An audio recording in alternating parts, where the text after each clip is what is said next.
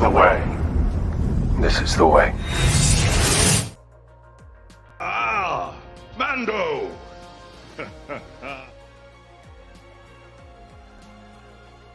Hey everybody! Welcome to Hey Mando, the live stream show where we talk about all of our reactions and initial thoughts about the Mandalorian, the current episode. So thanks for joining me guys here. Looks like we got 5 people in the chat so far. We got 1 person on Facebook, 2 on Twitch, and looks like we got 2 on YouTube as well. I'm streaming all over the place, so let's turn that music down a little bit. So thanks for joining me guys. Welcome. I'm Chris from Fatherly Fandom. So wow, what a week guys. But before we get into all the stuff, let's do all the regular stuff, okay? Ready? Before we get into it, if you're a fan of our videos, please like our content and subscribe to the channel. It really does help us out and gives us the opportunity to create more content for you. All right, guys, so let's get into it. Before we start, I got a thing up post on Instagram. I wanted to start this live stream out with something I found about Katie Sackhoff. She did an interview, so let's pull that bad boy up and let's just turn the music off here. All right, I'm gonna add it to the stream real quick. So let's play this. Things that I think people don't realize is how young she was in Clone Wars, because we never really talked about it. And she was young and she was impressionable, and she believed, because she was literally raised to be the warrior in the family. Her sister was in government. She was the warrior. That was her place. And to take that away from the Mandalorian people, she did what she thought was right, and she aligned herself with people that she trusted. And by the time she realized the error of her ways, it was too late, and it cost her sister her life. I think that affects everything that she does. Every move she makes, everything she's doing now is to try and make up for that one moment. Do you see Bo-Katan as a character who is after redemption?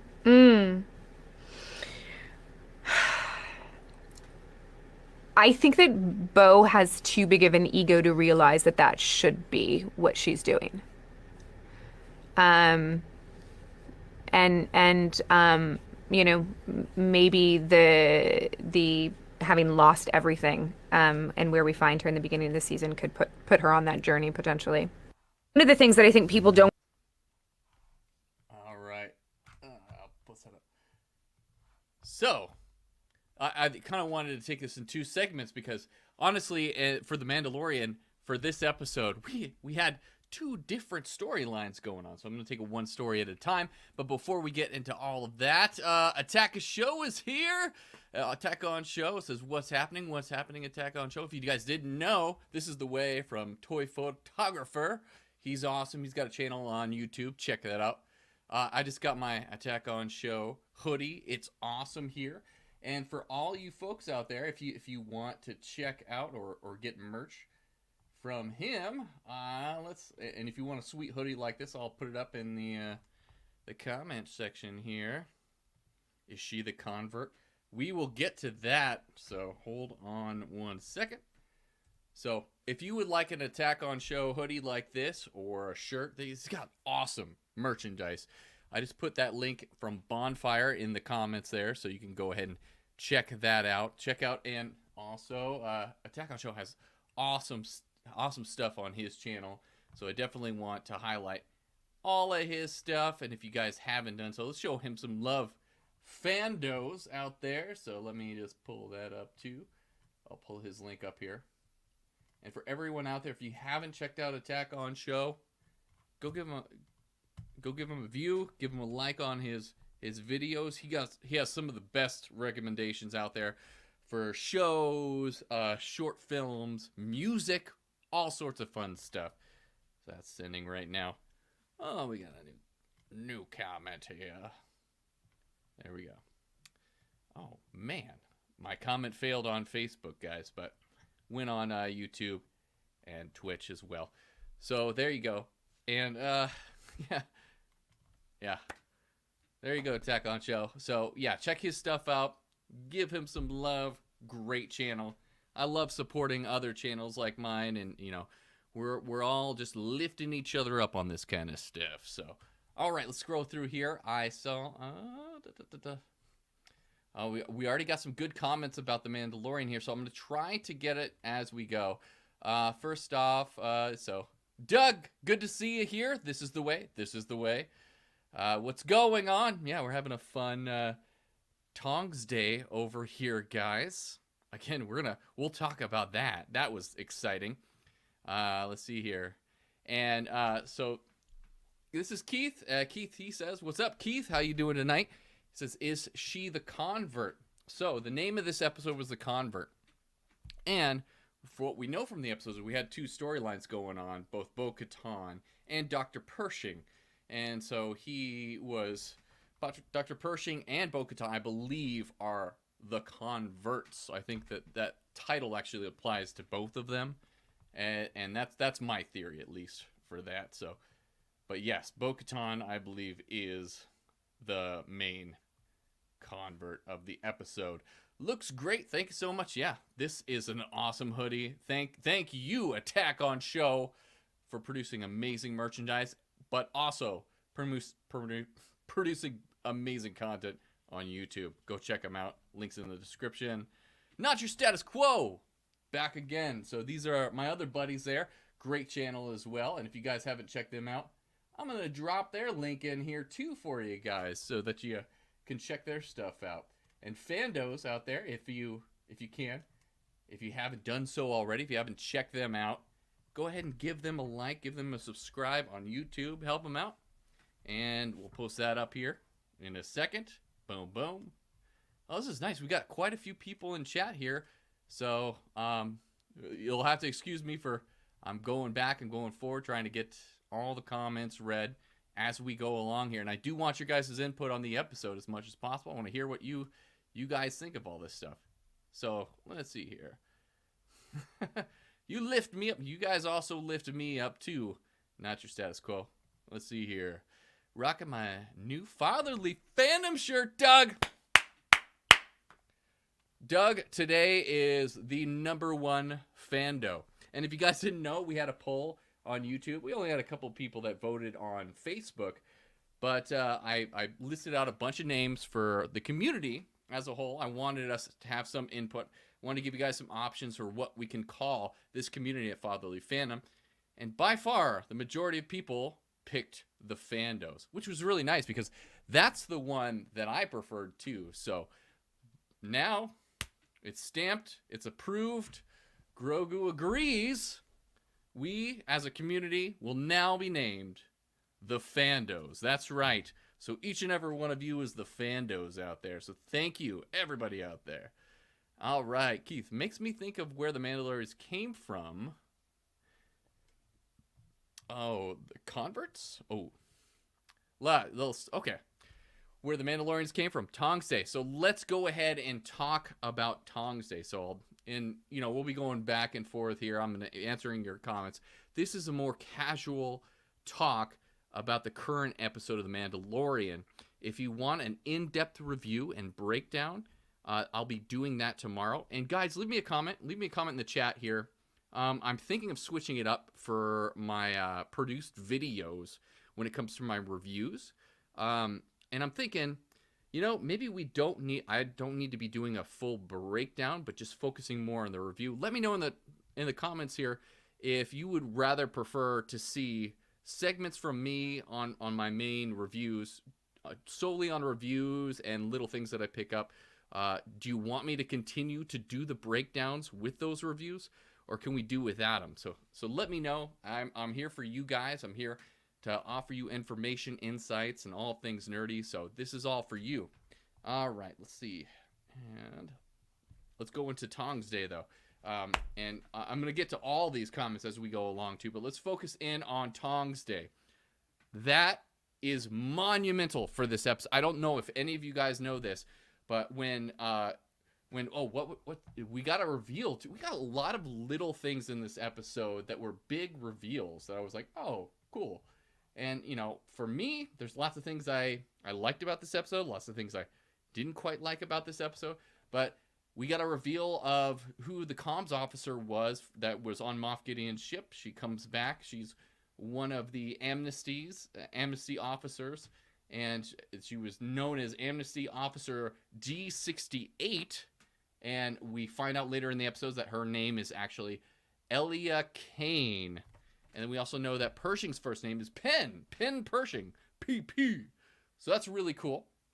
But Elia Kane on the train goes over and looks at one of the other citizens, one of the alien citizens, is like, Tongs Day, am I right? And then Pershing says it a little later on, a little awkwardly in the episode. But if you guys didn't know, and I looked this up afterwards too, this does actually refer to the species known as the Tong that were originally on Coruscant before. And if you guys want more in-depth information on who these guys are, you can go to the Complete History of the Mandalorians. It's a series that I did, and I compiled it all together. I just produced that on Monday. I put that out there, and I'll put the link in the comments here. So if any of you guys want to check it out, boom, you can. But the gist of the Tongs, let's talk about that. They were actually the progenitors of the Mandalorian society. They were the original Mandalorians, so it all ties together. And that's all from Legends material. So them mentioning Tongs Day in this is bringing the Tongs into canon. I was so excited when I heard that. I was like, did they really just bring the Tongs into canon? So they're the original species that became the warrior class, that became the Mandalorians. They were eventually fought and on Coruscant against the Zells, which were the humanoid species on Coruscant, and they were driven off. And eventually they find Mandalore with Mandalore the First. Again, visit that link for all of that good information on the history of the Mandalorians. You'll find all that information in there. Exciting that they're back. They're back in canon. This is what I love about Dave Filoni and Jon Favreau, bringing all this Legends material and sprinkling them into these shows. So once again, big thing when it came to that. Awesome deal. All right, let's go down the list here. Oh, Tack On Show got his fatherly fandom shirt today. Everybody's getting their merchandise too. So if you want to get some merchandise, it's earlier in the comments section. You can visit my merch store too. I've updated things, so there's more items on there for anybody who wants to get them. Let's see here. I am an OG fan. Keith is an OG fandom from the beginning here. He's basically from the beginning. So I agree. The honorary OG fando as well.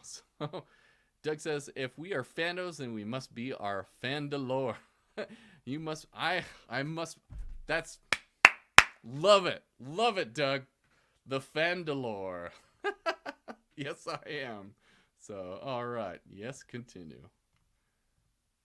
Love the breakdowns. Okay, Attack on Show has voted. He says loves the breakdown. So I let's see what everybody else says here. Yeah, I shouted about Tongs Day since I was in the know after watching Fatherly Fandom's history of the Mandalorians. Again, if you don't know anything about it, go check it out. It's all extremely fascinating. It was so fun to do. In February, I took the entire month and did chapter 1, 2, 3, and 4. Each week I took a chapter and just research and dive deep into the history of the Mandalorians. It's fascinating stuff. There's so much. And there's even more that I didn't dive into. I tried to condense it so that you can have the overall picture. It's fantastic. So go check that out. It's really cool. Let's see what else we got here. Anybody else?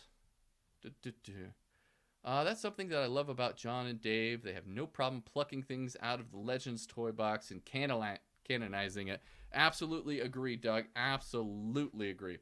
All right. Toy Photographer Man, he says breakdowns. Continue with the breakdowns. Okay. So, yeah, I will continue to do the breakdowns as well. So each Thursday, what I'm going to drink, absolutely. So, if you guys don't know, and not your status quo, whenever they say absolutely, you got to take a drink. So, Fandos out there, if you are have drinks available, drink. Doug, you got your blue milk? Are you drinking some blue milk today?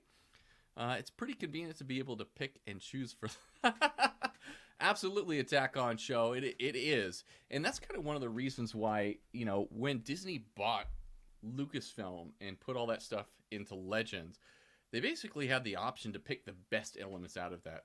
But for whatever reason, they decided to go off on their own and do completely new stuff that wasn't as good. So I'm glad that Dave and John are actually being wise and taking the best material and bringing it back into canon. Obviously, I have the blue milk straight from Tatooine Bantha Farms. Fresh Bantha milk, as it were. I just got my blue spirulina, so I'll be able to make blue milk the next time I'm on my live stream, too. So I'll be able to join you with that. Kathleen Kennedy era, which word on the street is by the end of this year, she might be exiting Lucasfilm. Again, it's a rumor. It's a word on the street. So we might be seeing a lot of change-ups when it comes to what's happening with Lucasfilm, the movies, the shows, and whatnot, when it comes to that. So, okay, you know, it seems like everybody still does enjoy the breakdowns I do. Back to that. Let's get back on topic, why don't we? So what I will do is, like, each and every week we're gonna do a live stream like this where we get to all just talk about the fun stuff that we had from The Mandalorian and theories, as well as what we're predicting for the future and news and stuff like that. And on Thursdays, I'll bring you the breakdown and review. I'll put that together on my YouTube channel. So everybody, if you haven't subscribed to my channel on YouTube, please do that, because you'll get all of that extra content out there. I produce shorts as well, so lots of fun stuff. Please subscribe. It really does help me out. We're trying to build this community up as much as we can, so I'd really appreciate it. So on Thursdays, Mandalorian, we'll have that video up for you guys. And on Saturdays is when I'm going to do my breakdown and reviews of Bad Batch. So I got to warn you guys, I have not seen the episode of Bad Batch yet. I'm going to be watching that tonight when my kids go to sleep. But Attack on Show had a post on Facebook, and like his stuff on Facebook too, saying it wasn't as good of an episode. And it's sad to hear. I'll still watch it and give you guys my breakdown and review on Saturday, so go check that out. All right, Attack on Show says, John and Dave are correcting her wrongs. Yeah, they're doing it all. Watching it right after this stream, so Keith's going to watch Bad Batch right after this stream, so good luck with that. I know it's a little bit later on the East Coast over there, so thank you everybody for joining me, staying up and doing this with me. So let's go a little bit more into this episode. I really wanted to focus on Bo-Katan. That's why I played the interview clip for you guys. So, and this is what I brought up last week on my breakdown and review. You know, I noted that Bo-Katan also went into the living waters. I'm like, she atoned as well. So what's going to become of that? And I remember seeing this episode from the beginning. She wasn't taking off her helmet. And I was like, she's not taking off her helmet. This is noticeable. She was constantly taking off her helmet before this. Now she's not. And what's the reason? Back up a little. What's the reason why you guys think? And I knew she was going to do this. I knew that she wasn't going to tell Din about the mythosaur. Why do you think that she's keeping that information from Din Djarin? What do you guys think? Let me know in the comments here. For me too, my theory, I had a theory that the mythosaur actually drug Din down and he was choosing him, but we find out in this episode that it was actually he fell down the chasm and everything, and it was due to the seismic activity from the bombs that opened up this larger chasm. And that's how they can kind of explain that the mythosaur was down there, because it must have opened something up underneath. And my theory is that the mythosaur was laying dormant, and after the bombing, after the Night of 1,000 Tears, it woke him up, it broke him free, and that's why we're getting the mythosaur here now. So that's pretty cool. Let's see here. Keith says, Bo did not talk about the mythosaur. She wants to tame it herself. That is a good theory. I think that you have something there and have a claim to rule Mandalore. I really do think that you might have something there. It's in the back of her mind. I feel like, you know, she still is, and Doug brought this up on their live stream. I think last week you guys brought this up, that she is still holding on to that as well. And it'll be very interesting to see how they develop that moving forward. Now, a lot of this episode, the beginning and the end of this episode, was more Bo-Katan centric, more than Mandalorian, more than Din Djarin. Okay, let's see here. I got toy photography say I think Bo-Katan is playing it close to her vest because she'll attempt to ride it and claim the leadership. Again, yeah, I think I agree with you guys. I think that that is actually what she wants to do. She sees that as an opportunity to lay claim to leadership besides the Darksaber. If she can ride the Mythosaur, then that's definitely something she can do. She must know the prophecy legends as well, the ones that the armor. Absolutely, I absolutely believe she knows the prophecy because she went through all. You remember in chapter 18, she was talking about all the rituals that she went through. She went through the living waters because of her father, making her father proud. And I'm sure her father was a true Mandalorian. He probably told her all the prophecies and legends and things like that too. So she's probably well aware of all that stuff too. So you're absolutely right there, Doug. What else you got? If she can't have the Darksaber, she has to go for the next best story. Absolutely. I think that the Mythosaur definitely trumps the Darksaber. It's way older and their legends and everything like that. It's much more special to them. I mean, they use the Mythosaur skull as the symbol for all Mandalorians. So, yeah, that is definitely her way to secure leadership if that's going to be it. Shrink.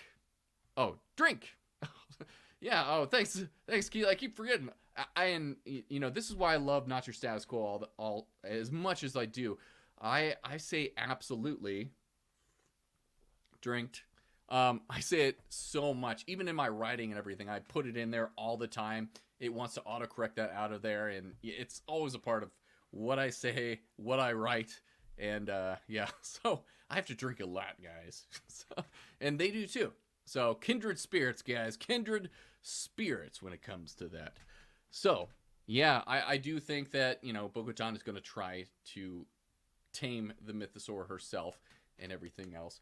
And I got to say, I don't hate that, you know? And for me, I really always wanted Din Djarin to be the leader of Mandalore. But at the same time, they're developing Bo-Katan in a way that I'm enjoying her character arc. And I have no problem with her taking on that mantle, becoming the Mandalore. So if that's the situation we have, and she's ruling Mandalore, Din can go off with Grogu and have his own adventures. I think I'm fine with that now. I think I'm fine with that. Good thing I have a Verner's. I would be drunk. Yes, Not Your Status Quo. We don't want you drunk behind the stream. So no lifting heavy equipment and whatnot. So and it'll get rid of any viruses. That's right. All right, toy photographer, she'll fail in taming it. Things get crazy. Grogu uses the Force to tame it. Din hops on it and becomes the leader. This is another thing, and I got to give props to Not Your Status Quo, Doug. I think he mentioned that in their stream as well. Or no, it was Keith. Keith had this theory. Sorry, Keith. I'm going to give you props because you're the one that brought up that theory, that Grogu would be the one to tame him because he has beast control is what they call it. That's that force power that some Jedi have. Anakin had it. Grogu also has it. We saw in Book of Boba Fett he used it, and yeah, that is definitely a great theory there. Toy photographer, he definitely could be the one to subdue him, and maybe Din does ride him eventually. Let's see here. Anyone else think the armor is root cast? I don't know. I don't know for sure. Let's see. Mo worries. Oh, no, it's probably no worries on there. So, all right, Keith. Yeah, maybe let's. And who is root cast, by the way? Can we pull that up? I wasn't familiar with that one. Oh, here we go. Oh, she was a Mandalorian. So we think that she was Root Cast was a human female Mandalorian warrior who led the Shadow Collective Super Commandos during the Clone Wars. Oh, so she was in the Clone Wars. And yep, Keith says worked for Maul. You know, that is a good theory. Once again, you know, Not Your Status Quo is knocking it out of the park. So she might be root cast. Let me pull that up here. I'll show you guys what she looks like. Let's see if I can get that on here. Copy. Pull that up for you guys. And so you guys can see who we're talking about. Root cast. Fun name. But yeah, that could definitely be her. Let's get back to the pull that up in the stream. Oh, I got a bunch of windows up. Why do I have a bunch of windows? Sorry, technical difficulties, guys. Let me share screen. There we go. Rootcast. Share this. You guys see it? And pull it on down. So there she is. That's Rootcast. So she was a Mandalorian as well. It would be really interesting to see. She was leader of the Shadow Collective as well. So there we go. Rootcast. Do you guys think that that's the armor? Anybody?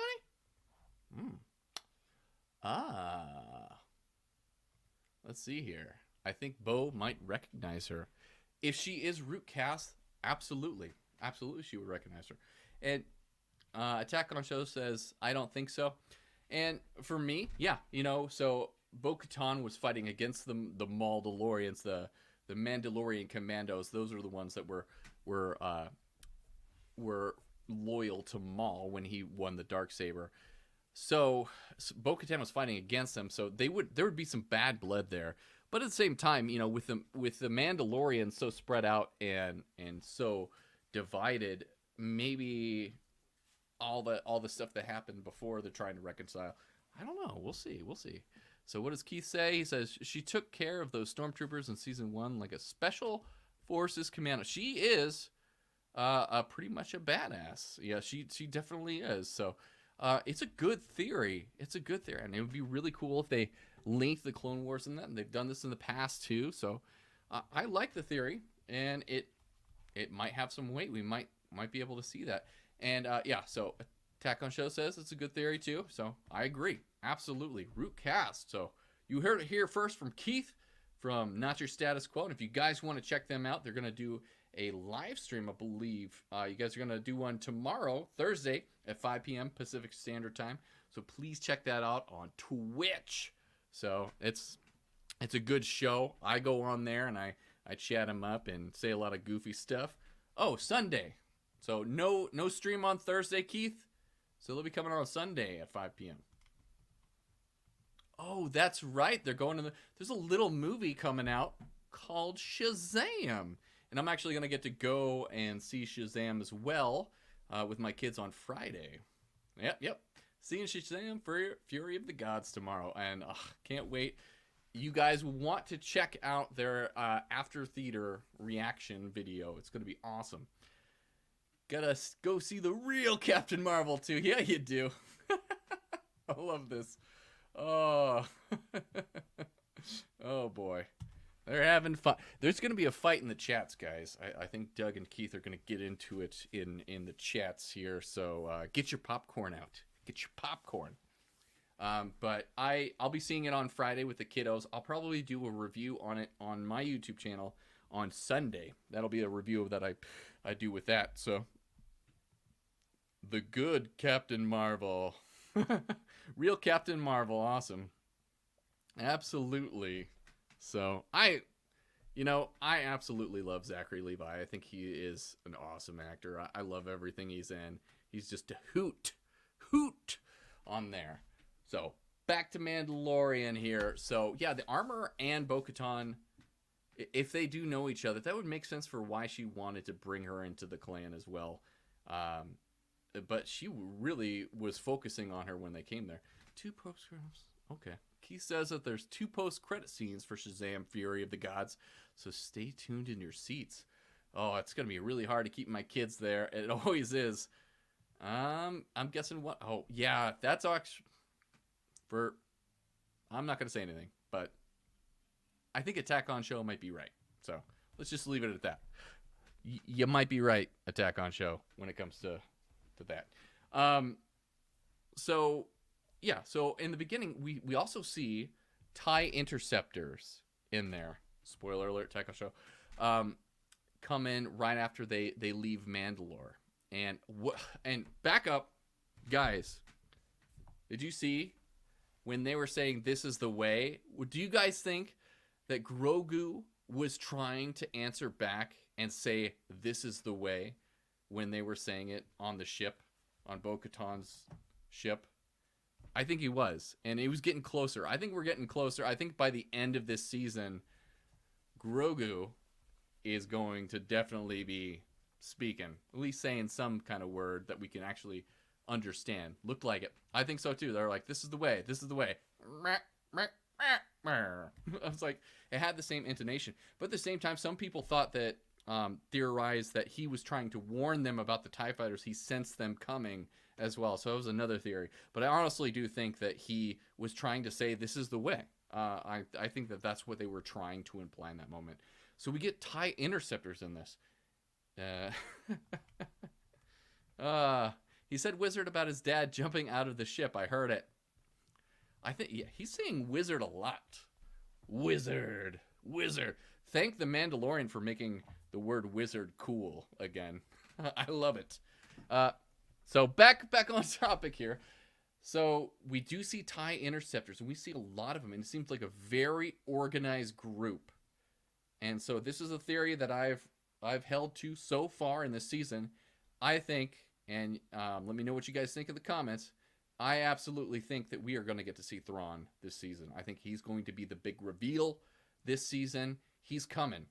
It can't be Moff Gideon. He might be in the background somewhere, and they kind of indicate in this episode people don't know where he's at. And the amnesty officers were like, I heard that, you know, he was used by the Mind Flayer. I heard that he got out of this. Nobody really knows what happened, where he's at, what's going on with him. But I do think that there's a huge organized presence of Imperial forces, and the person behind that is definitely Thrawn. So these TIE interceptors that are going after Bo-Katan are more than likely Thrawn. And one of the main reasons why I'm thinking that is because Thrawn, during the Empire, after Revenge of the Sith, at the height of the Empire, and let's see here, 100% it is Thrawn. Absolutely, Keith, it's 100% Thrawn. And so at the height of the Empire, Thrawn was really a proponent for his Defender TIE program. He believed that in order to be successful, they needed to develop these TIE fighters that had shields and could have hyperdrives and everything, and that could get around and enforce things throughout the galaxy rather than spending their money on a super weapon like the Death Star. So he fought for funds for his TIE Defender program, and you would have seen that in Rebels as well if you've watched that show or read the books on Thrawn, which are really good, by the way. And so he's very much into this idea of having all of these TIE fighters swarm. And that's the way he's won a lot of battles in the books as well. And that's definitely the strategy that we see in this episode on, Kalevala and everything. So we see a very organized strategy there. So it very much leans towards Thrawn, in my opinion. And that is awesome. So I do think that we're going to get to at least see him by the end of this season. So what do we got here? Oh, yeah, Keith. I brought this up on one of your guys' stream, too. I definitely do think that Moff Gideon is working for Thrawn, and it would be really cool to see Moff Gideon take off and get and escape from the New Republic and go over and report into Thrawn. Maybe that's how we see him in this. Doug says, it's no wonder the First Order rises to power so quick. The New Republic can't keep... Yeah, you know, gotta say, you know, this episode shows how the New Republic is extremely lax when it comes to controlling people and all sorts of stuff. It's crazy. Let's see here. Keith, I saw him stealing some artwork from Bo's destroyed castle. Oh, yes. Yeah. Thrawn loves his artwork. It helps him understand the cultures and form better strategies. It's quite an impressive feat for sure. Space Nazis too. Maybe we're gonna what's her name? Fee from Bad Batch gonna show up? The Indiana Jones character. I know that she's in this latest episode of Bad Batch. Apparently, who knows? Who knows for sure? But it's definitely gonna be Thrawn. But that sequence was amazing. I absolutely love this. And if I'm gonna take those segments, the beginning of this episode and the end of this episode, I would definitely say was the best part of this show. Now, going into the end of this episode with Bo-Katan, so we see that at the beginning, we see that her castle was destroyed, so she no longer has a home on Kalevala. And then she has to jet off, and they're like, I know a place to go. I knew right away, like, oh, he's taking her to the tribe and everything. I thought that was going to be awesome, and I was so looking forward to that. Credits roll, Mandalorian, then cut to Coruscant. It's like, whoa. And that was really cool. But at the same time, I had a lot of issues with this portion of the show. Did you guys drink? Absolutely. And then Keith has a little beer there. Good deal. What did you guys think of this segment with Dr. Pershing? Basically, it's not a Mandalorian show for this one. This is kind of like Chapter 5 of Book of Boba Fett, where the Mandalorian took over that episode. Bo-Katan and Dr. Pershing, center stage of this episode. I felt like it would have been better served for the story to interlace these two story threads together a little bit more. I felt we were away from Din Djarin and Bo-Katan for too long. I felt like they could have condensed that story down, that Dr. Pershing was there and just being manipulated by Elia. What was it? Elia? I keep forgetting her name now. So what was the name? I'm losing. Anybody in the chat got it? Oh yeah, here it is. Elia Kane. I loved the Mandalorian. It kind of did feel like that, Don. Thank you for the comment. It kind of did feel like that, but at the same time, I felt like when we cut back to Coruscant, I felt like in Andor, whenever they would show Coruscant, it felt like a real place. I don't know about you guys, but the production value on Andor was out of this world. You know, it was amazing, and it looked so beautiful. I'd never seen Coruscant look so good as it did in Andor. And in this episode, there was a lot of scenes when they were walking in the fair and everything, when they saw the top of the mountain and everything. It looked a little off to me, and it did very much remind me of the prequels when it came to how it looked. So it didn't look like it did in Andor. It didn't look as real as it did. And I was kind of missing that. I missed that a lot for what they were showing in Coruscant. And I felt like, I was really excited at first to see Coruscant, but then as the story was going on and it kept going and it kept going and it kept going, I was like, okay, I get it, guys. Let's speed this up a little.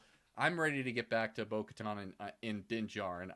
I don't want to spend 40 minutes on Dr. Pershing here. It would have been well served if they would have cut that down to maybe 15 minutes. I don't know about you guys. Yeah, that was a hard cut. I wasn't expecting to switch over to Coruscant for the next 90.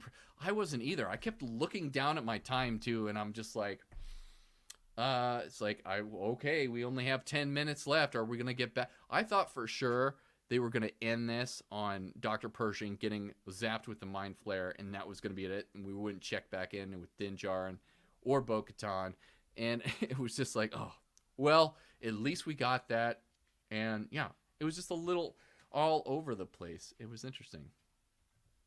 Keith, he had this one showing how Thrawn has infiltrated the New Republic, taking care of loose ends. I feel like there are a lot of people infiltrating the New Republic, easily do. And we found out in the episode too that they are dismantling not only the Imperial fleet, but they're also dismantling the Rebel fleet as well. So basically, they don't have a standing military. They don't have a standing fleet, opening themselves wide open for potential threats and everything. And no wonder the New Order was able to sweep through. And who knows, this is a huge time in the Star Wars history that is unexplored. So maybe there is the Grisk hegemony coming in. Maybe there are the Yuzon Vong that come in and attack them, and they could take over a lot of this because we don't have a standing army for the New Republic, as we found out this episode. And I thought it was brilliant too. One of the good parts about this episode, I thought it was very brilliant how they had Dr. Pershing taking all this data and destroying it, all this Imperial knowledge and all their technology, and destroying it, which is exactly what happens to him. So it's an allegory for what happened to Dr. Pershing in this episode as well. The whole point of Elia Kane actually going on this mission with him was to set him up, and so that his mind could be erased, so that the New Republic couldn't get in that information about the clones and everything. And if you guys listened very carefully during this segment, whenever Dr. Pershing decides to go on this mission and to get the scientific equipment, you do hear in the background the Snoke soundtrack, the Snoke song that you hear in Force Awakens. It's very clear, and I'm going to cover this on my breakdown and review tomorrow. I'll pull up the clips so you guys can hear it, but it is exactly that theme. The Snoke theme plays over that portion of this episode. So it's obvious that, you know, all the cloning things that they're doing right now are leading to Snoke. And we get a little bit more information from Dr. Pershing himself when he's in the theater, which if you guys again, it was an awesome callback to Revenge of the Sith, that theater that Palpatine's in with Anakin and everything. Did you ever hear the story of Darth Plagueis the Wise? And so now we're not talking about Darth Plagueis, we're talking about Dr. Pershing and all of his research.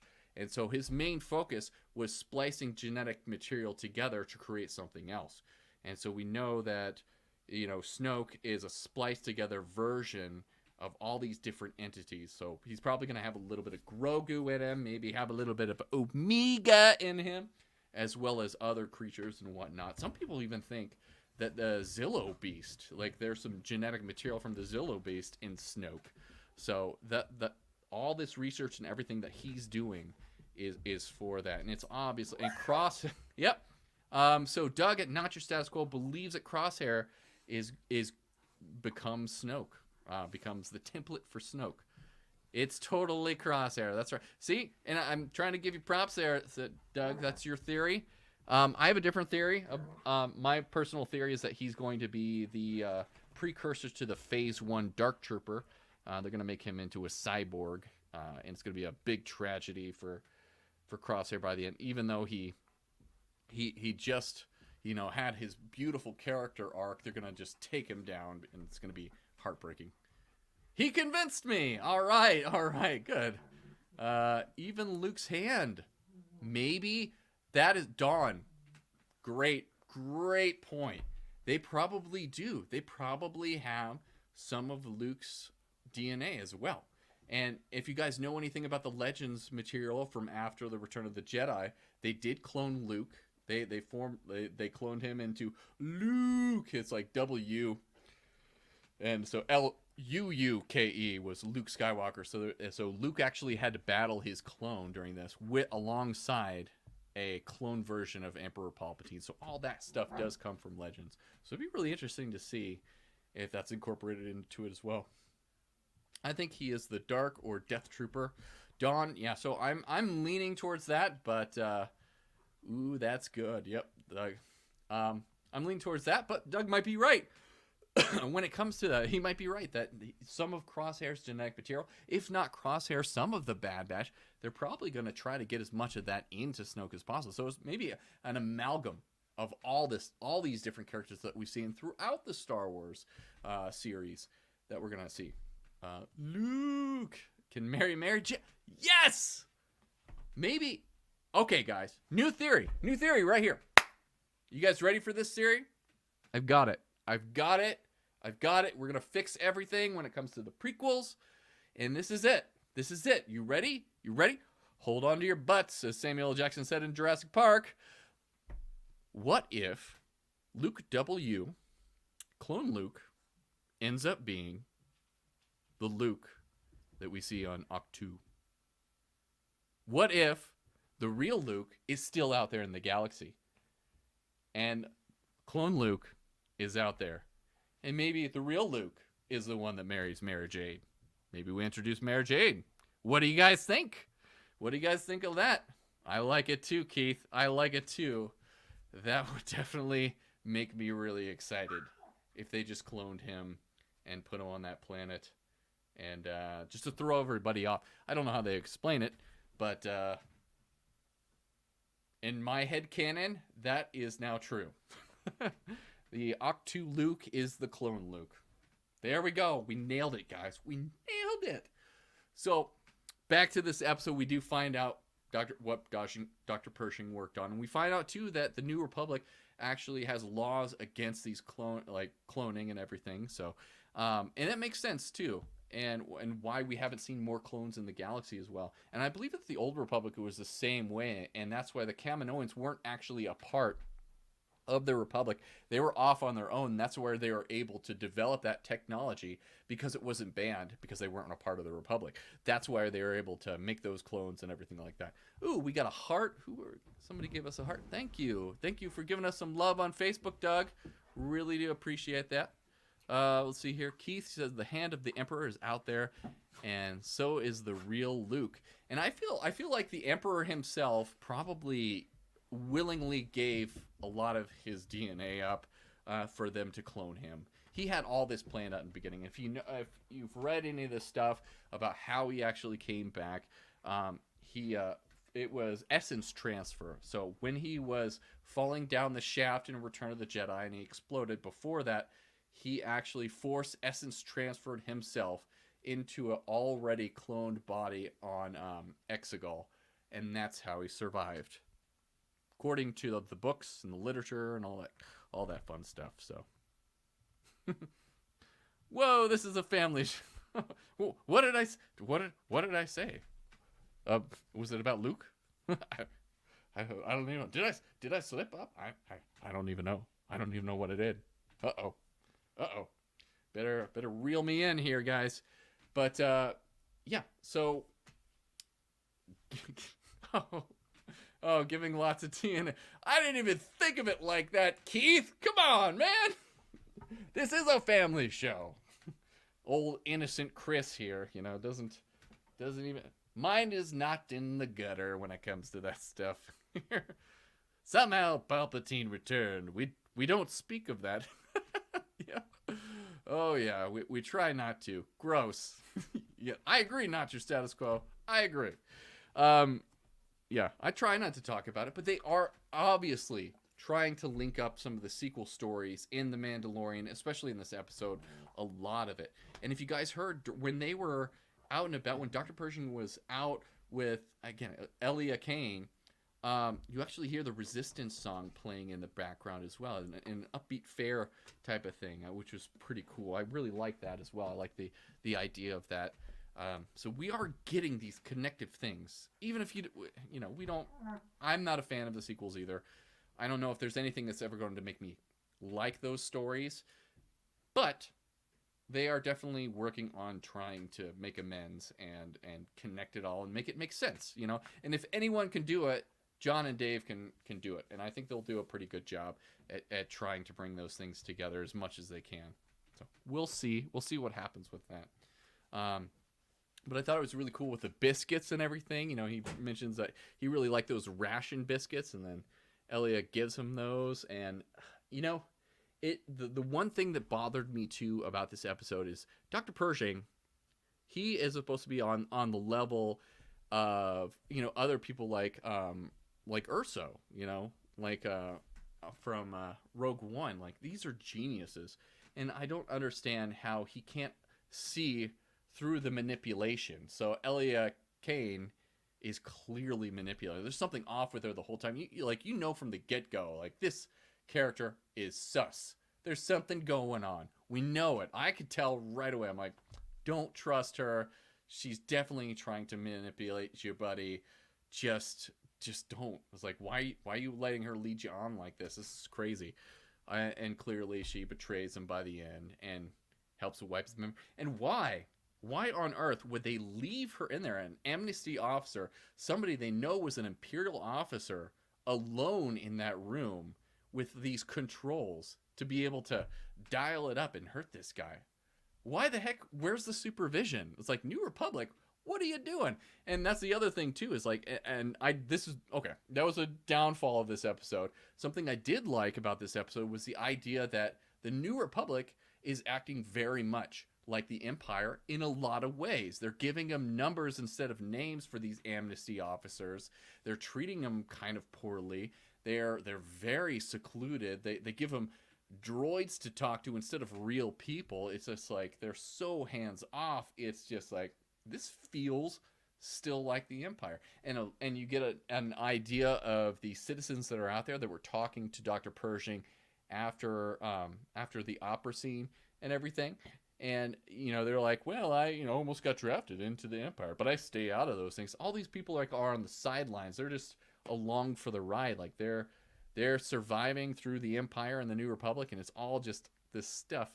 And it's really interesting to see, and I want more. I find that I want more of the political side of it, because I know in the books there are pro-Empire senators still in the New Republic, and a lot of people that supported the New Order. And one of the reasons why the New Order was able to build itself up is because they were allowed to have some clemency, and they were allowed to take their stuff into the outer rim as well. So it's all really interesting. Book smart, maybe not street smart. True. He's definitely not street smart, that's for sure. Let's see. And yeah, not your status quo. It's definitely fun watching Dave and John try to make the sequel trilogy make sense. I think that their creative juices are going. Family show, guys. Family show here. But I think that they're definitely trying their best to make it all make sense. And it's fun. You're right. It still has a lot of Empire in it. They even still use chain codes. Yeah, absolutely, Doug. Totally agree. And that transition would be, and I kind of really do want to see right after the Empire fell. As soon as they're defeated, I want to see that transition a lot more in a show. I know that we're not going to see it in The Mandalorian, but I find that interesting. And I find that all these little things that I want to see, and I wanted to see on Coruscant, we're not getting to see. We didn't get to see in this episode. Again, it's like all the stuff that we focus on was just Dr. Pershing and getting him to this point where his memory gets wiped with the Mind Flare. And do you guys think that the Mind Flare, was that a direct call to Stranger Things, the Mind Flare on Stranger Things? And they had talked about it before. Where else did they talk about the Mind Flare? I think they talked about it in, I think it was actually used on Crosshair, if I'm not wrong. What do you guys think in the chat? Is that what they used on Crosshair to when they got him back and everything? And it would be great to get a show. What's Doug say? Said it would be great to get a show taking place during the same time frame, but in a more similar style to Andor. Yeah. Or Echo. Oh, yeah. Could have been Echo. And so yeah, the Mind Flare. Yeah, I forget where else it was mentioned, but it was mentioned before too. Before this episode, Mind Flare on Echo. Oh, okay. They used it on Echo. Oh, yes. You're right. Okay. So final season of the Clone Wars, when the Techno Union had Echo. There was also talks of the Empire having a Mind Flare as well. So yeah, do you guys think that that's a direct reference to Stranger Things, though? I think that it has some connective tissue when it comes to that as well. But I love that, and did you guys see that we had the Mon Calamari there at the end, the scientist, and it was like, oh, it's gonna, it's gonna be gentle and smooth. I've gone through this before, and it's totally fine. And of course, Dr. Pershing has to say, it's a trap. And I just rolled my eyes so to the back of my head at that point. I was like, oh my God, this was over the top. I was just like, oh, that was a little heavy-handed, guys. That was a little too heavy-handed. and just the perfect way to end that whole segment that was just way too long. And it was just like, oh God. I don't think that worked at all. So, Key says, yeah, a nod to Stranger Things. I agree. Yeah. It's a trap. We all know it. We all love it.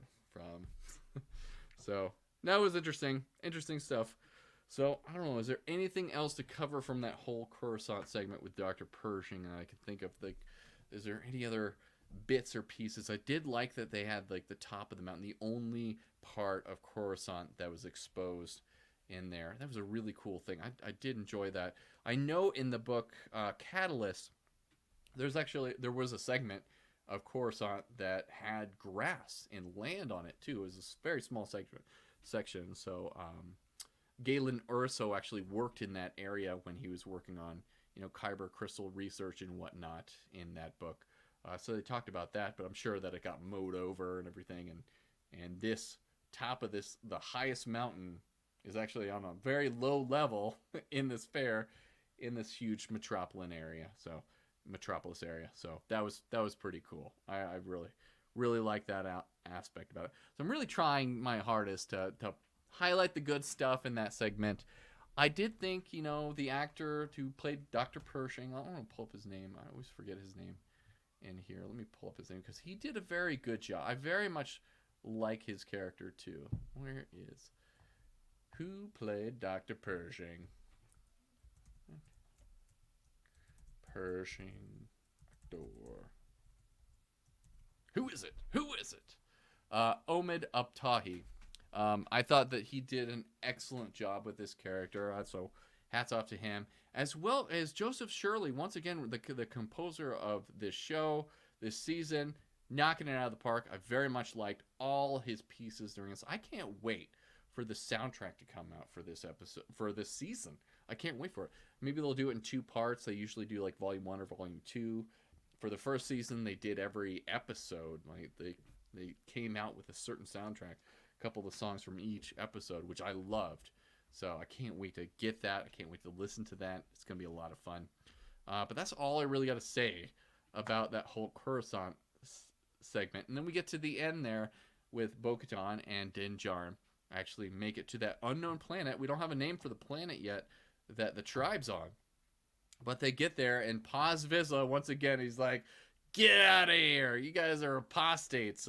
And he recognizes that Bo-Katan is a Night Sister right away. He's like, who are you, Night Sister? And, he's extremely disturbed throughout this whole thing. And then when the armorer tells him that they're both atoned and forgiven and that Bo-Katan can actually join, you can see him in the background. You can see Paz Vizsla in the background, just his movements. He's uncomfortable. He's fuming under that helmet. It's probably all fogged up at this point because he's so mad. He's like, these freaking people, I've been here the whole time. I've been by her side doing all this stuff, and then she just welcomes in Bo-Katan. It's so crazy. I hate it. What is this? Night Owl. I hope she isn't enough. Oh, did I say Night Sister? Yes, Night Owl. That's right. She's definitely not a Night Sister. So, yeah. No magic. Well, magic of the living waters. And we did find out, so when he brought back the sample of the living waters and she put it into that huge bowl that she cast the metal in, so she must have had some living waters before, because we've seen her in Chapter 5 of Book of Boba Fett. She dropped some stuff in order to, do her metallurgy with the Beskar armor and everything. So she must have had a little bit of the living water. I thought they did that really well. I thought that was a good way to prove that this was the living water. So I really did appreciate that. I was like, oh, that makes sense. That's a good thing. Bernie, no, don't chew that up. Hey, JJ, can you get the blanket? Sorry guys, my dog is chewing up some blankets. He loves to chew blankets. Old German Shepherds chew on everything. I don't know if you guys know this. All right. Paz Vizsla must have visited Tatooine recently. Got some sand in his Beskar. Yeah. Or he visited some ocean, because he's a little bit salty as well. Yeah. So fun times. But yeah, so we know that was a good way for him to prove that these are living water. So it was really cool. I like that idea. I thought that was very clever of them to do. So it was very nice. My one qualm too is, I felt like I enjoyed it, but I feel like Bo-Katan kind of stole the spotlight away from Din Djarin when it came to this moment of him atoning for taking off his mask. I feel like he deserved more of the spotlight, more of the praise during that moment, because this was his quest. He finally got it done, and then Bo-Katan gets all the attention when it comes to this stuff. Still enjoyed it very much, but I was like, well, Din's kind of getting pushed to the side in these last couple episodes. And I think that is on purpose. I think that they're designing it this way because they want to give these other characters more development in the first half of this season, and we're going to see more character development from Din, more limelight on Din as the season goes, and I think that he'll definitely get more time to shine. We'll get to see him getting competent with the Darksaber. We'll see more of that stuff later on in season because they don't want to make Din such a badass in the beginning of this season. They want to make him grow throughout this stuff. That golf guy. Okay, I just watched the show from the start, and what is the timeline for the show? I thought that it was Baby Yoda, but Luke was in it. Oh, okay, that golf guy. So, The Mandalorian actually takes place between Return of the Jedi and The Force Awakens. It actually takes place in 9 BBY. That's before the Battle of the Yavin. So, it takes place, which is, I believe, 5 years after Return of the Jedi. So, that's the time frame. So, Grogu is not Yoda. He's a member of his species. We've only seen 3 of these species in Star Wars. Yaddle was in Episode 1, The Phantom Menace, and we've seen Yoda, Master Yoda, and now we've seen Grogu. This is a very mystical species that we've never gotten the real backstory of, and the reason why we haven't gotten the backstory for them is George Lucas always wanted to have them shrouded in mystery. They wanted this to be some sort of mythical creature that you didn't know a lot about. So we never got really an understanding of where they come from, where the planet is. My theory is that they are from the beyond, and we might get more of them in Ahsoka. But the time frame for this episode, getting back on track, it is in between Return of the Jedi and Force Awakens. So we're right there. Luke shows up in chapter 16 of The Mandalorian. So he is Return of the Jedi Luke after that time frame. So that's where we're at in this series. So this isn't before the original trilogy. It's after the original trilogy. So hope that helped that golf guy. Let's see here. And it seems like a long time passes between episodes. You're absolutely right. And Jon Favreau clarified this, and the time frame's kind of a little interesting. He says that the first 2 seasons of Mandalorian took place over many years. He didn't give a specific amount of years. He just said many years. And then the time frame between season 2 of The Mandalorian and the season 3 is 2 years. So there was 2 years in between the finale of season 2 and the Book of Boba Fett when he meets back up with Grogu. He said that Grogu trained with Luke Skywalker. Oh dear. I think he's saying wizard. That's wizard.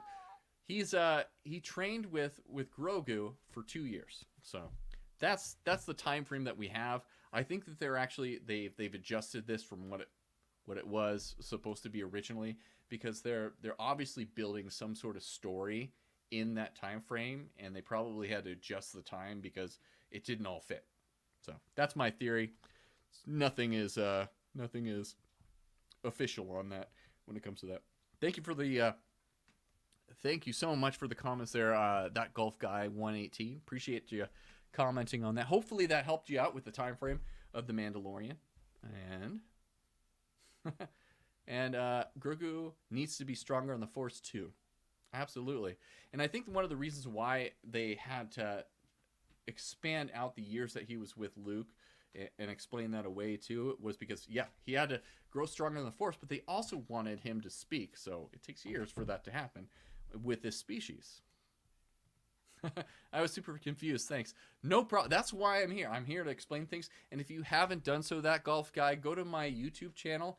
I've got a lot of explainer videos out there. I've got the history of the Mandalorians up, so it goes through all this fun stuff, and I'm producing more videos all the time.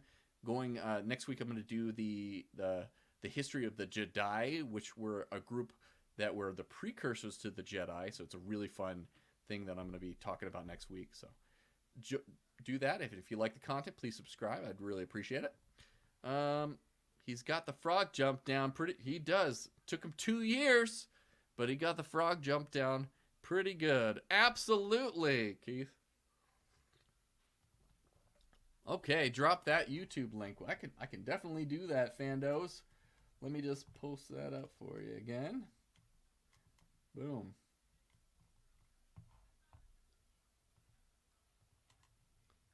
Post. There you go. So if you haven't already, this is my YouTube channel. Go ahead and check that out. Oh man, can't wait for that. But it is pretty cool. There's a lot of stuff in there that ties into the Rakatan Empire, and I made a video on that too earlier on.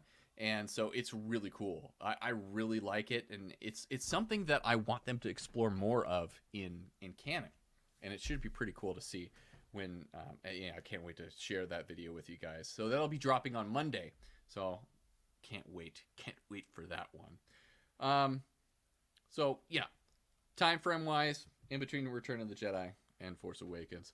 So now we're here. We've got so much time when it comes to what story they can tell during this. This is a huge, it's like 30 plus years between Return of the Jedi and Force Awakens. And really, the sequel trilogy, the first two movies happen over the course of a couple of weeks.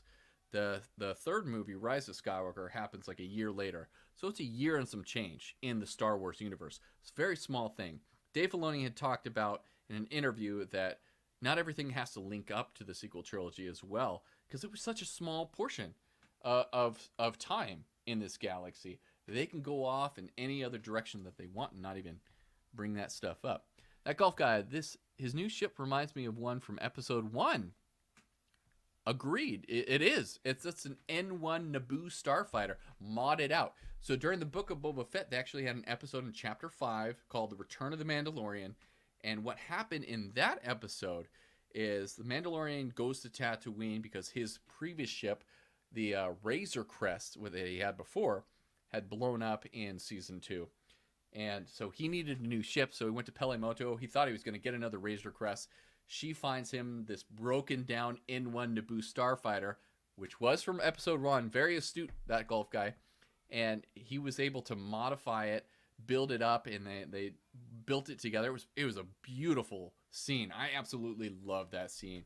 And, you know, knowing that George Lucas is a hot rod guy, I'm sure that was a whole, like, wink to George Lucas and his time modding out hot rods back in the day when he was a teenager. So they modded out this N1 Naboo starfighter, and that's what it's from, episode 1. So yeah, you nailed it on the head. One of the reasons I was confused about the timer. Good point. Yeah. So what they try to do, that golf guy, what they try to do with this is they try to bring in elements from the prequels, the original trilogy, and the sequels. And this is why I absolutely love The Mandalorian, because it brings in all these different elements from all these time periods, because we have fans that love the prequels, we have fans that love the original trilogy, and we have fans that love the sequels in Star Wars. And a lot of these folks are divided. A lot of people think that sequels are great and the rest of it's garbage. Some people think that the original trilogy is amazing and everything else is garbage. So when you bring in and encompass and put all these little elements into this, it pulls this galaxy together. It brings in a more cohesive story, a more cohesive universe, but it also brings all the fandoms together and gives every single one of us something. We all get a piece of the pie. And I think that's one of the reasons why Mandalorian just is so well done, and why so many people like it, and why it's bringing in even more fans, because we all have something we can pull out of it.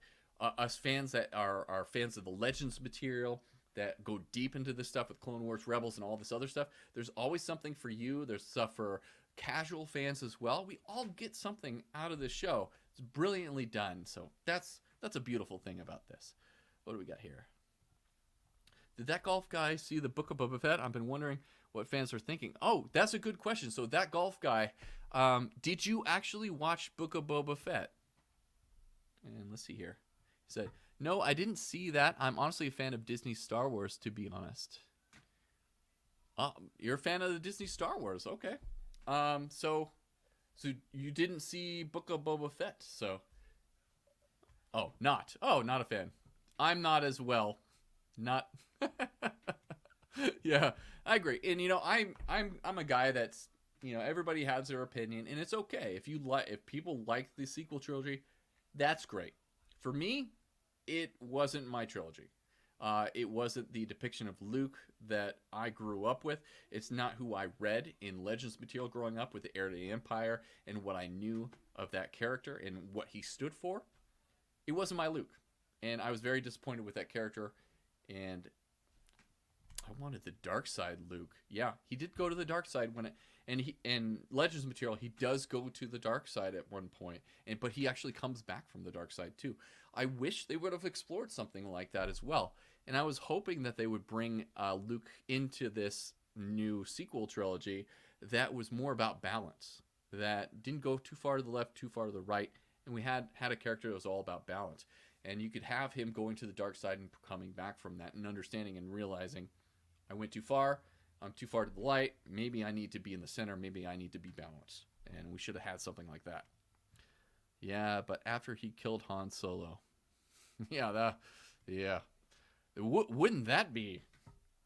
I think if we had that in official canon, people would have a problem with it. But hey, then again, people like Kylo Ren, and he's killed his own father, Han Solo.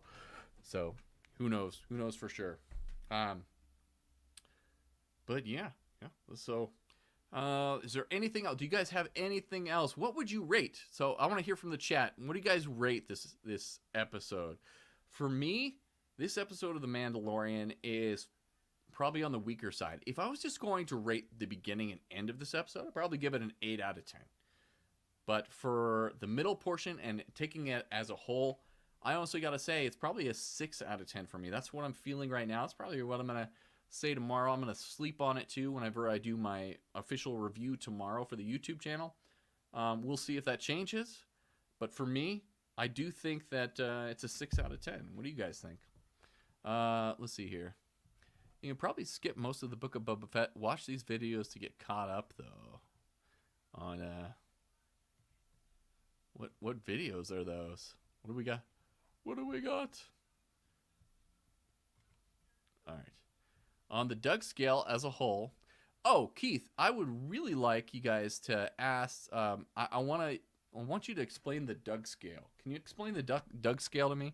You guys have mentioned that a few times, so I'd like to hear what this Doug scale is all about. On the Doug scale as a whole, 5.5 out of 10.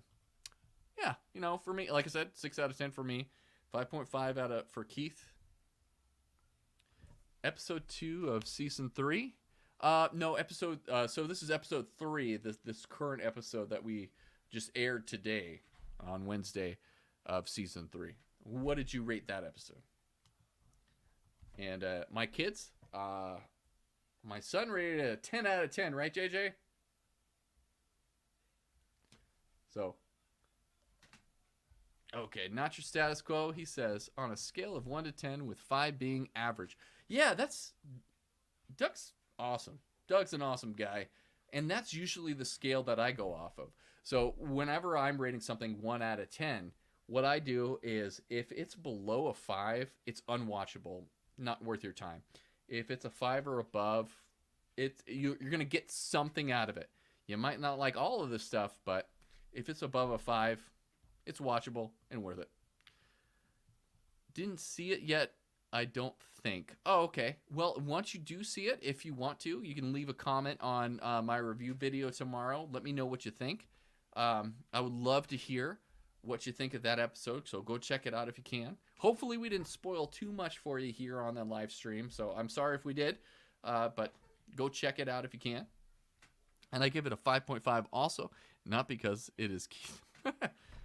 PC Keith. There's two Keiths in this chat, guys, if you didn't know. There's a phone Keith and a PC Keith. Don't get them confused. So there's 2 different kinds. All right, what do we got here? The Mando stuff at 8.2 and the Dr. Pershing stuff, I agree. And I said something similar, so 8 out of 10 for the Mando stuff on the beginning and the end. And yeah, I would actually rate the Pershing stuff a little lower. I'd probably say 4 out of 5 for the Pershing stuff for me. Way too long. Oh, it's time for me to wake up. Alarm's going off. It was way too long. And I wasn't interested. My daughter even mentioned when we were watching this, like, this doesn't feel like Star Wars. She's really into The Mandalorian as well. So cutting away from the main story, I think, was a bad idea for that. My biggest gripe is the stupid music. Oh, you don't like the music? I personally do like the soundtrack of The Mandalorian. I think that they they do a good job with that. Joseph Shirley, the composer, I think he's doing a great job with this. But, you know, everybody's got an opinion, so that's okay. All right. That is pretty smart. Yeah. I give it a 7, but I found some of the Dr. Pershing stuff interesting. I'd have to agree, Doug. I do think that some of the Dr. Pershing stuff, we got a lot of information. There were a lot of good tidbits in there that help with the overall story. I can't give this episode more credit for bringing the Tongs into canon. So just for bringing the Tongs into canon, I got to give it something. So that was good. Some of that stuff was interesting. I agree, Doug. Absolutely. Bung, bung, bung. Yeah. True. Okay, I'll give you that. I'll give you that, that golf guy. I found some of it interesting. Also, things will fall into place later in the season. True. So I think that there is some value into it. I just think it went too a little long. I think that they could have compressed a lot of that story into a smaller amount of time. Or, like I said earlier, they could have intertwined that story into the Din and Bo-Katan. I felt like we were away from Din for far too long. They could have intercut those two storylines together a little bit better than they did. So,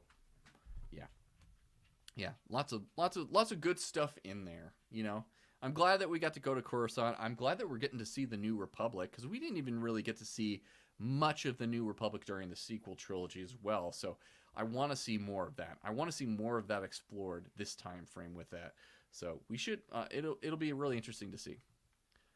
I do not trust Elia Kane, and I need to know what, other than Palpatine, she's up to. Oh, she's definitely a spy for the Empire. She's a super spy. She's. I think that she was sent there and turned herself in because well, where was she at? So she was on the cruiser at the end of season 2, so she was probably captured at that time, but she is fully committed to the Empire. And if you notice when she was talking about when they were in the science lab and everything, and Dr. Pershing was like, "What did you want to be when you were a kid?" And she was like, "Oh, I never even got to think about that." And she was put into the shadows. I think that there's something to her character, Elia Kane. I think that there's something going on there that is special. And I had this thought while watching that segment. I was like, what if, and this is a crazy theory, so hear me out. I'm just going to throw it out there on the stoop, see if the cat licks it up. What if she is actually a clone? Because she said she didn't have a choice. And maybe she's another clone like Omega or something like that. And she was bred to serve the Empire. What do you guys think?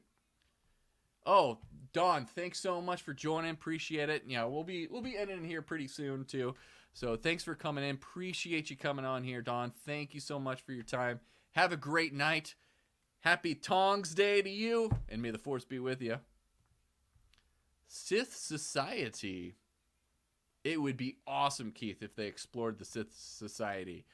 I think that would be great. We love crazy theories, yeah. So what if she's a clone? What if? What if she's a clone? Maybe a strand cast from Boba Fett or from Omega. Maybe even Crosshair. Right, Doug? Maybe Crosshair? Maybe we got him from Crosshair. Who knows? Who knows for sure? Bong, bong, bong. I'm going to pull up that golf guy again. Bong, bong, bong. That almost sounds like the intro to... Or Hunter. Or Wrecker. Or Echo. Or, what do you guys think? Before we depart here, in talking Bad Batch, when it comes to that, I think, they've done so much character development with Tech this season. They've done a lot to build up that character to make us like him. This is my theory for Bad Batch. I think by the end of this season, he's going to sacrifice himself. What do you guys think? Do you think Tech is going to... I don't think that Tech is going to make it out of the season. I think that some of the Bad Batch is going to die, and I think that he's going to sacrifice himself trying to get save Crosshair or something like that. But they've built him up a lot, and there's got to be a reason why they did that.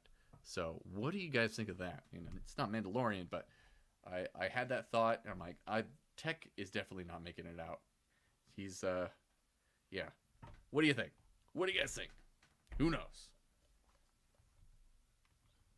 All the Bad Batch stories will end in heartbreak, so I can see that with Tech. Yeah.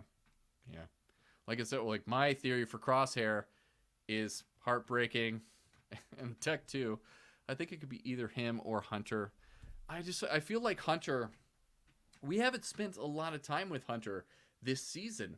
A lot of the other characters have gotten spotlight in Bad Batch, but Hunter not so much. He's always just been there, and hasn't had a lot of character development for some reason.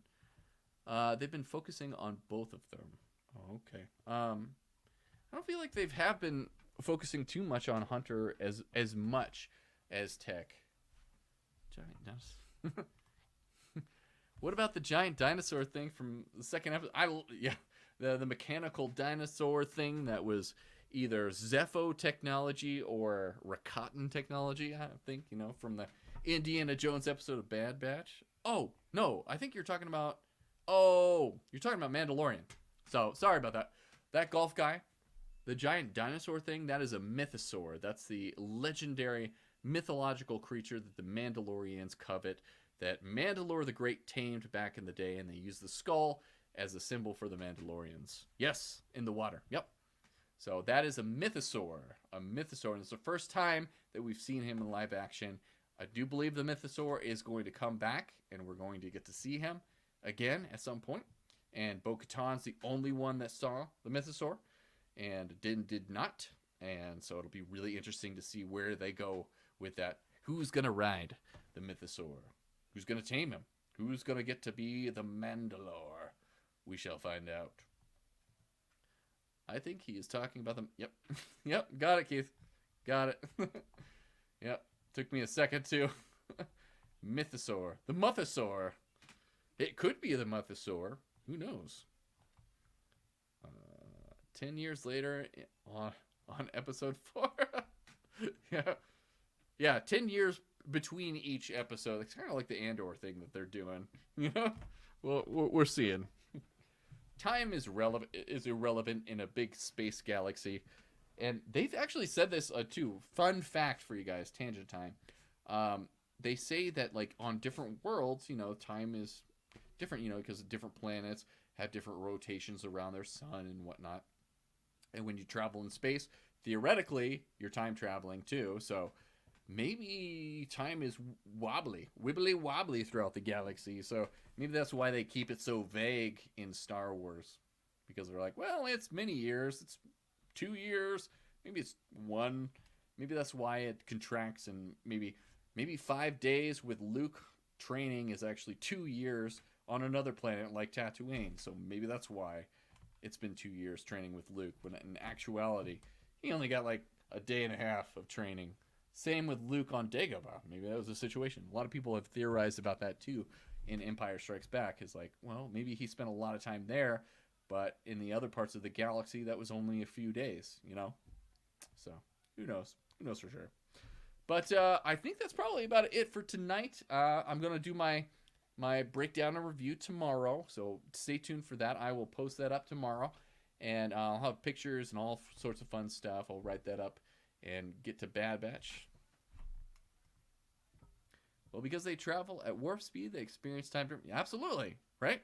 It would be interesting if they actually explored that in Star Wars. They've done stuff like that in Star Trek, and that's more of a Star Trek thing, I would say. That's not something that they typically dwell on with Star Wars. Star Wars is more, it's that way. It's magical and everything else. So, beer time. So I hope that you guys have enjoyed this time together. Thank you, everybody, for joining the chat. I've had a lot of fun. If you guys have anything else to say about The Mandalorian, I'll give you 2 more minutes to say what you want. If there's any other closing things you want to talk about before we end this stream.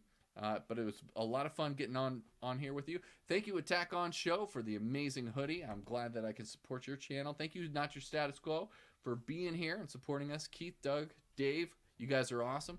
Really appreciate it. Doc Golf Guy, thank you for joining me as well. Dawn, I love having you guys involved in this and being a part of this community. The Fandos. We are the Fandos now. So I do appreciate it. It's been a lot of fun. And yeah. Let's see. The golf guy. His armor is too clean. Looks like he never gets in fights. It's very shiny. It's very shiny.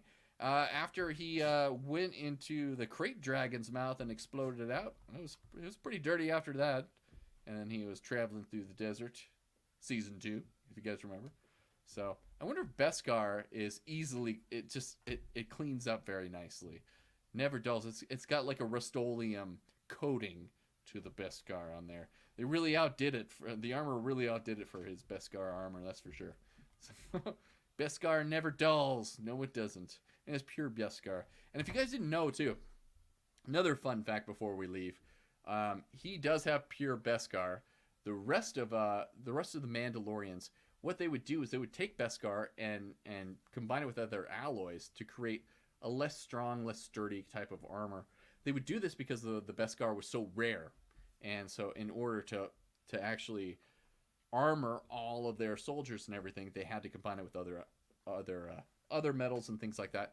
And that kind of explains away, like in Clone Wars, people get shot and it goes through the Mandalorian's armor because it wasn't pure Beskar. Mando's got pure Beskar, so it pretty much holds up to any blaster bolt and lightsabers as well. So in the dint in Boba Fett's helmet, snake oil. Yeah, it's all snake oil, that's for sure. Boba got his armor looking pretty good in the Mandalorian season 2. Yeah, he did. Yeah, he cleaned it up quite a bit and put a new paint job on it as well. And if you guys haven't, you can go back to the history of the Mandalorian, my video on YouTube.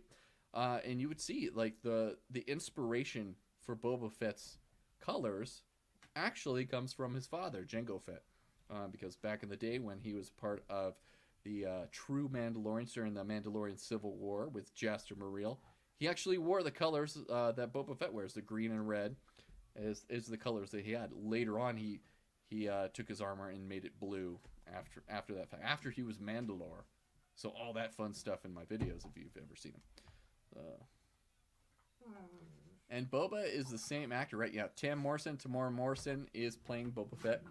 There is rumor that he will show up. I believe that he's going to show up this season of The Mandalorian at some point. So we might get that. We might actually get a second season of Book of Boba Fett as well. And my rumor is that we'll get to see Omega in live action, also played by Tam Morrison as well, as Rex too. Yeah, so maybe in the Ahsoka series, I think that they might show Rex, and Tamora Morrison might show up for that as well. He was not the original actor when it came to in the original trilogy. Jeremy Bulloch. Jeremy Bulloch was the guy behind the armor in the original trilogy in Empire Strikes Back.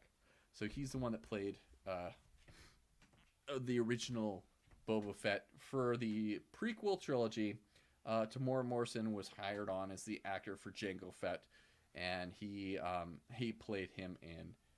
He played Boba Fett in the Book of Boba Fett as well as in The Mandalorian when he showed up in season 2. So there you go. Hopefully that helped. He played Jango Fett in The Phantom Menace.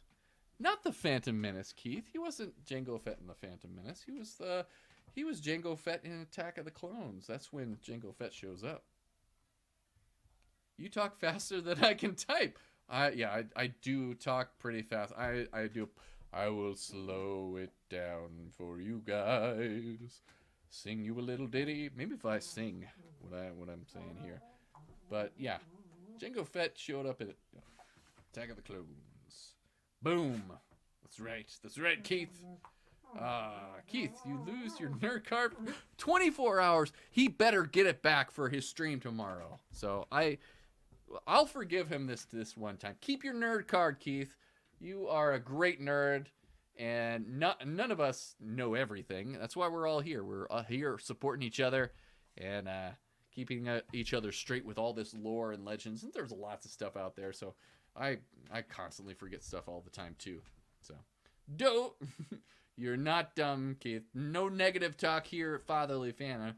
We lift each other up. We don't put each other down. No, we don't do that. No negative talk. You are not down. You are a smart guy, and I have heard a lot of your theories. You have some of the best series on Not Your Status Quo. Again, guys, if you haven't checked them out, if you haven't checked out Not Your Status Quo, please go over there. I'm going to drop that link in there one more time for you guys. Fandos, please go check them out. Give them a like. Subscribe to their channel. They are awesome. Go to Twitch. Follow them on Twitch so that you can be a part of their live streams. Go on Sunday. You'll get to see their live stream. I can't wait for tomorrow. Oh, Keith, I want to say, like, is your son's birthday today or tomorrow? I think it's tomorrow, right? Please wish him a happy birthday for me, okay?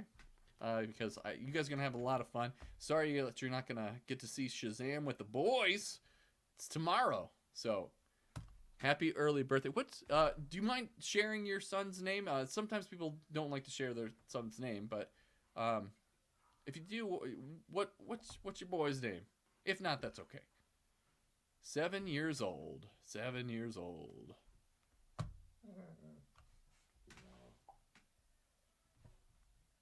Oh, Sullivan, but we call him Sully.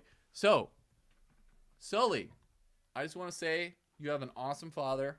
He's a really cool guy, and I am sure that you are one cool kid. I've heard a lot of things about you from his stream and everything on Not Your Status Quo.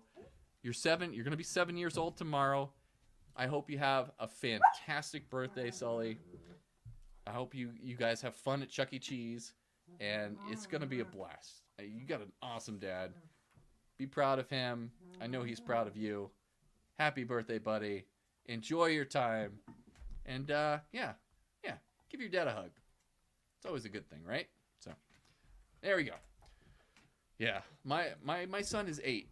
So, 8 years old, almost 9. I think that they would really like each other, too. I think they would get along pretty well. So, Sully and JJ. Always a good thing. Always a good thing. All right, guys, that's going to wrap it up for me. I'm going to go spend the rest of my night with the kiddos. Thank you so much for joining me tonight. They would definitely be friends for sure. Thank you so much for joining me tonight, guys. I appreciate all of you. Again, if you haven't done so, please go to my YouTube channel. Subscribe to my channel. Help me out there. I'm trying to get to 1,000. That's when I get to monetize, and I can start producing more content for you. I'm going to continue to produce great content for you guys as much as I can. Keep improving. I'm going to continue to lift up amazing shows like Attack on Show, Not Your Status Quo, and other folks out there too. And you know, we're in this together. We enjoy all this stuff. I love building this community. Thank you so much. And yeah, so from our families to yours, have a good one, and may the Force be with you. All right? Later, guys. So thanks for joining me today on Fatherly Fandom, and don't forget to subscribe to the channel. And from our families to yours, have a good one, and may the Force be with you.